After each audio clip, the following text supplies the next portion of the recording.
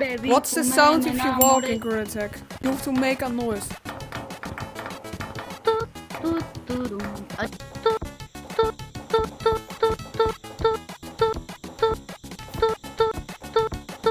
What's the sound if you go from a zip line? You have to make a noise.